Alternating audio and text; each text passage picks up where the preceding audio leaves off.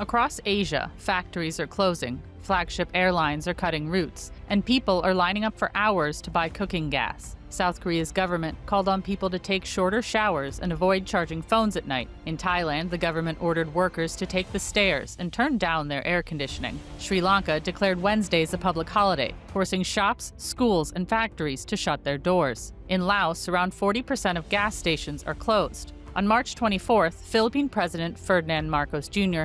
declared a national energy emergency. He was the first national leader to do so and is unlikely to be the last. In an executive order, Marcos warned that the war in the Middle East posed an imminent danger to the country's energy supply. Since February 28th, when the United States and Israel launched their war on Iran, the price of petrol and diesel has doubled in the Philippines. As part of the government's emergency response, a committee has been formed to ensure the orderly supply and distribution of fuel, food, medicine, and other essential goods. The conflict in the Middle East has effectively halted shipments through the Strait of Hormuz, all but cutting off a fifth of the world's supply of oil and liquefied natural gas, or LNG. Few regions have been impacted as much as the Asia-Pacific. In total, around 60% of the region's crude oil imports and nearly a third of its LNG move through the strait. The strait's blockage has prompted a sharp rise in the price of gasoline and other fuels across Asia and threatened to touch off an economic crisis that could exceed the darkest days of the COVID-19 pandemic.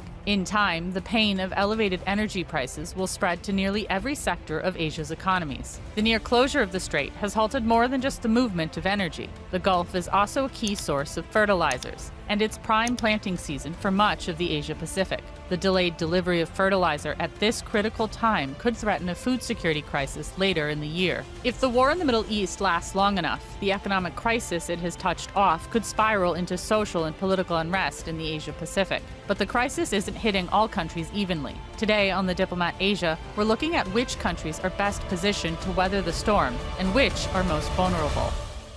Asia as a whole is dependent on Middle Eastern oil. Every nation in the region, except for Australia, Brunei, Malaysia, and Indonesia, is a net importer of energy. But each country has a different level of reliance on Middle Eastern energy imports and widely varying abilities to respond to the crisis.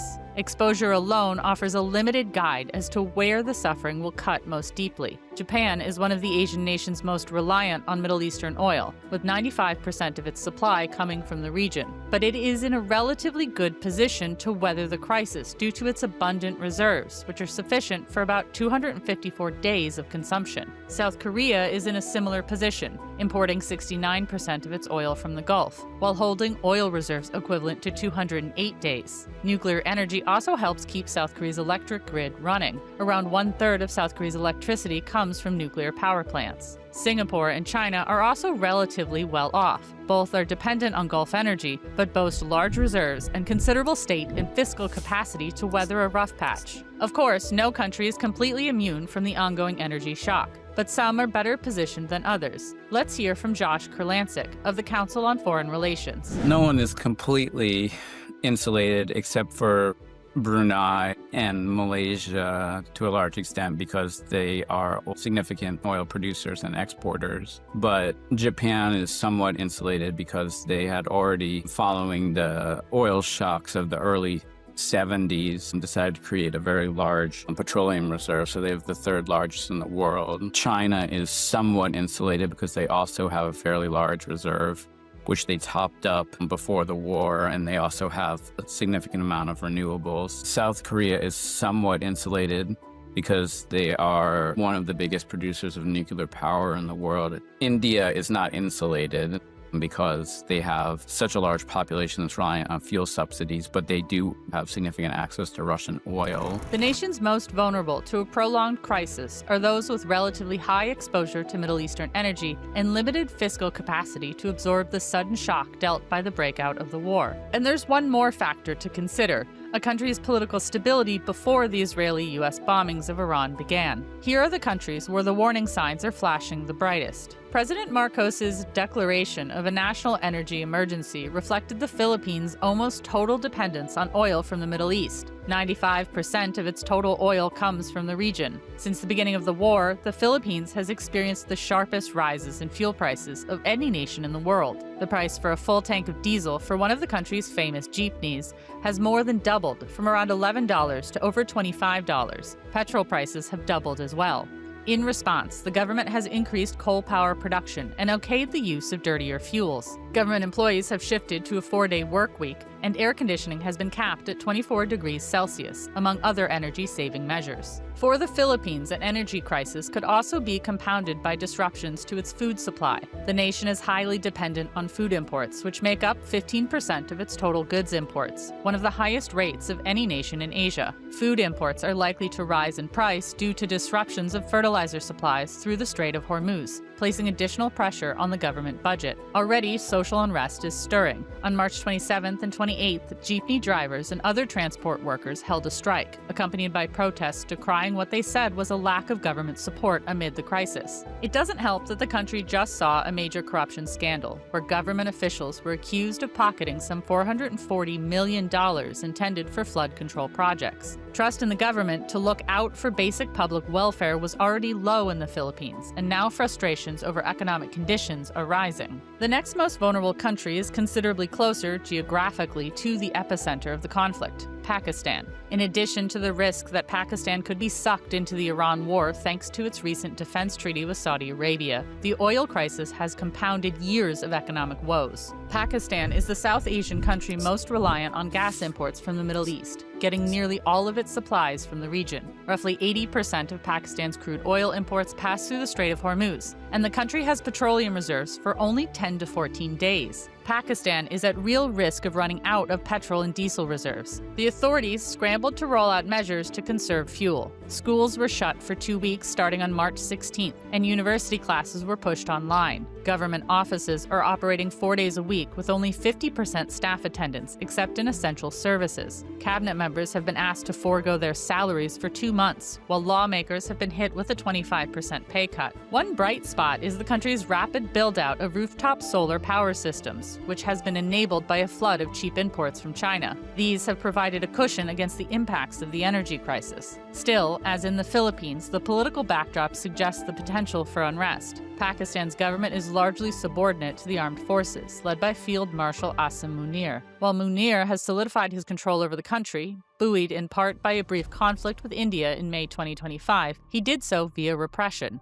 Munir's biggest rival, former Prime Minister Imran Khan, remains popular, even from prison. While Munir has successfully sidelined Khan and his political party, the PTI, for now, economic grievances could bring public anger back to the surface. And if that wasn't enough, Pakistan is engaged in a war of its own against Afghanistan's Taliban regime. Pakistan accuses the Taliban of hosting groups that conduct terrorist attacks on Pakistani soil. No wonder Pakistan is trying to mediate between Iran and the United States, hoping to find a resolution to the conflict. The longer the Iran war drags on, the higher the risks for Pakistan's government. Next on the list is Bangladesh, which imports about 95% of its oil. In late March, the government said that the country expects to run through its remaining fuel reserves by the end of April. Nearly 2/3 of Bangladesh's LNG supplies passed through the Strait of Hormuz in 2025. In addition to being widely used in transport and as a cooking fuel, natural gas also runs the power plants that supply around 2/3 of the country's electricity supply. Facing looming shortages, the government imposed power cuts, temporarily closed universities, and introduced fuel rationing measures. It has also increased coal power generation and has turned to the more expensive international spot market to supply scarce LNG supplies. This is likely to result in a 40% increase in Bangladesh's total bill for fossil fuel imports this year. This crisis and the rising cost of living heaps pressure on the new government led by Prime Minister Tariq Rahman, which was elected in February. High living costs helped fuel the protest movement that ousted the long-serving Sheikh Hasina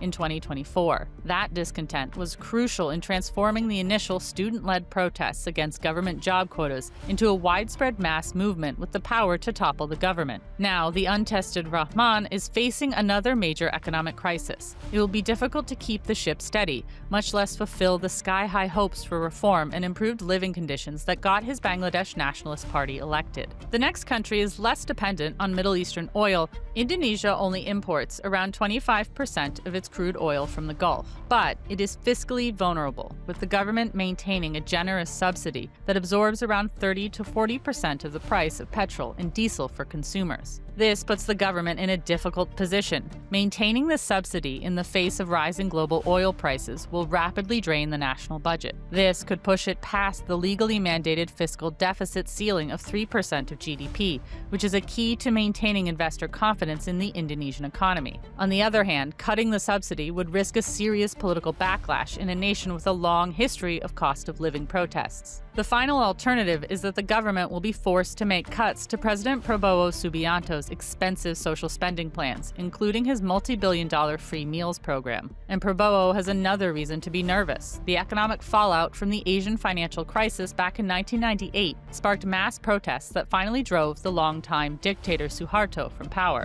It's important to remember that the fall of Suharto in 98 was triggered in part by skyrocketing price of fuel that led to massive protests. That was one factor.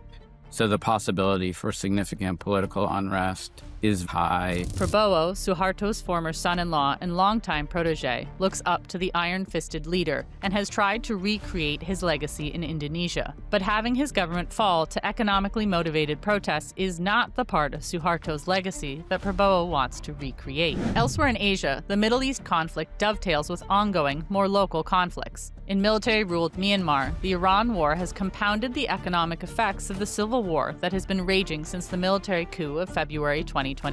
Since then, Myanmar's economy has contracted by about 10%, and urban areas have been plagued by soaring inflation, high unemployment, and shortages of goods. All of these issues are set to be worsened by the war in Iran. Myanmar does not import a lot of oil from the Middle East directly, but it relies on regional processing hubs of Middle East crude. Singapore and Malaysia account for 96% of its petrol and diesel. The less that they are able to import, the more Myanmar will pay for its own fuel. Myanmar was one of the first countries to introduce fuel rationing after the outbreak of the Iran war, given the military's concern about maintaining a reserve of fuel. In addition to powering the economy, Myanmar's military needs oil and gas to continue its own war against the loose coalition of ethnic resistance groups and civilian militias that have denied the military control of around two-thirds of the country. The energy crunch will deepen the misery of the population and push Myanmar closer to a state of total collapse. Myanmar is already the world's fifth hungriest country, where a quarter of the population struggle to find food, according to the UN World Food Programme. A prolonged energy crisis will only force this number further up.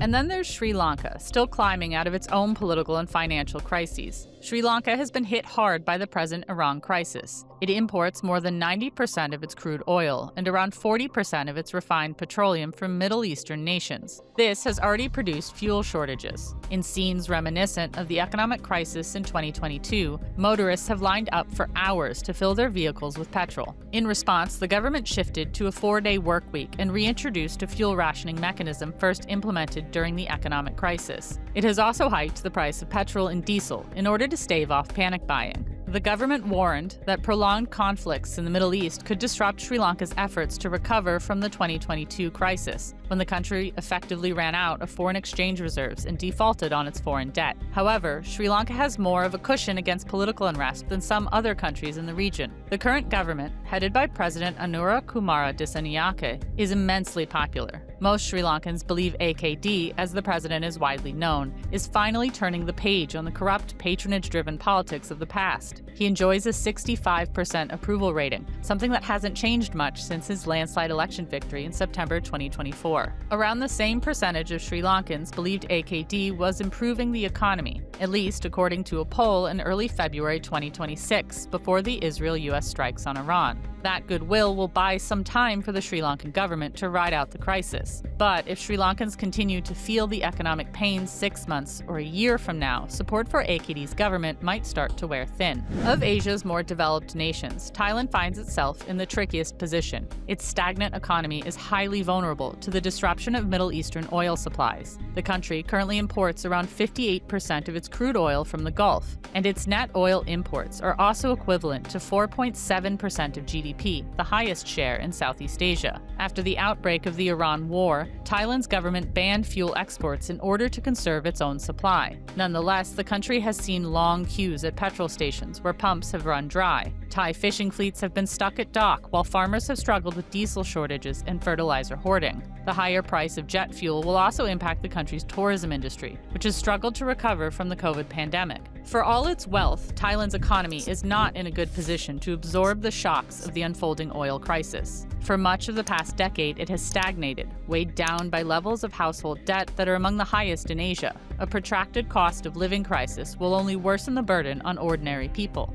While it does have greater fiscal capacity than some of its neighbors and is less vulnerable to significant political unrest, a protracted crisis could entrench Thailand's unwelcome new status as the weak man of ASEAN. And then there's India. India relies on the Middle Eastern region for nearly 90% of its crude oil and 50% of its LNG. And unlike China and Japan, India's reserves are far smaller, only enough to cover about 10 days of consumption. Already, there are rolling blackouts in cities across India as the government tries to conserve fuel. But perhaps the biggest headache for India is not oil, but LPG, liquefied petroleum gas, which is widely used as cooking fuel. India relies on imports for about 2/3 of its total LPG consumption, and 90% of India's LPG imports come from the Middle East. Amid the Iran war, domestic supplies have tightened, forcing the government to divert industrial LPG supplies to households. Despite this, a visit to an LPG distribution center often means waiting for hours in line. Meanwhile, the lack of LPG for industrial uses is slowing down production at factories and fertilizer plants,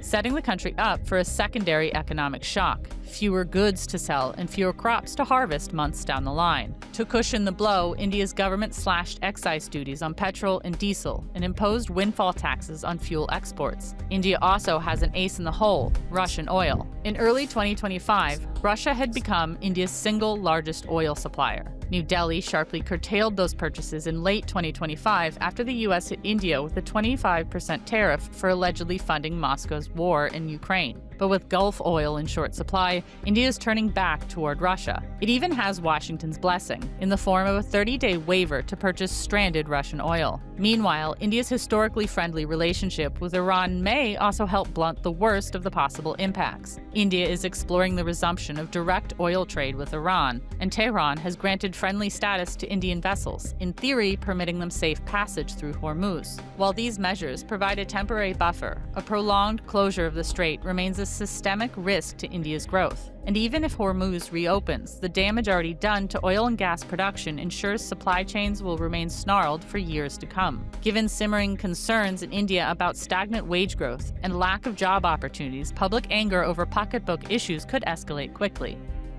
The longer the crisis in the Middle East drags on, the greater the chance that it could morph from an economic problem into a political disaster. Asia has a long history of social upheaval linked to economic grievances, and rising energy costs in particular.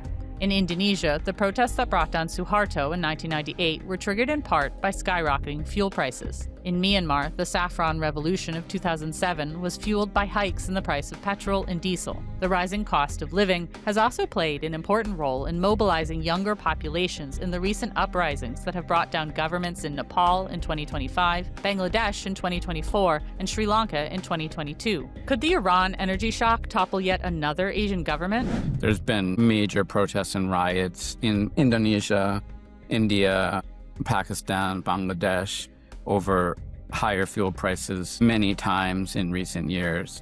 So the possibility for significant political unrest is very, very high, particularly in India, Bangladesh, and Pakistan, and Indonesia. The high price of fuel has already prompted scattered protests in the Philippines, including from transport workers angry at the escalating cost of fuel. The same has happened in Indonesia, where students have a long history of mobilizing around cost of living issues. From Colombo to Jakarta, prolonged economic hardship will likely widen existing political divisions and magnify public grievances. Asia now faces a sobering reality. Even if the war in the Middle East ends today, a full return to normalcy and to the region's prosperous status quo could be years away. And even once the region recovers from the current energy crisis, the underlying vulnerabilities will still be there, waiting for the next shock. Unless, that is, countries in Asia can wean themselves off a reliance on fossil fuels once and for all. Renewable energy has never looked so attractive. There is huge renewable capacity in a lot of Southeast Asian countries, particularly Indonesia and others, and that's been pointed out many times.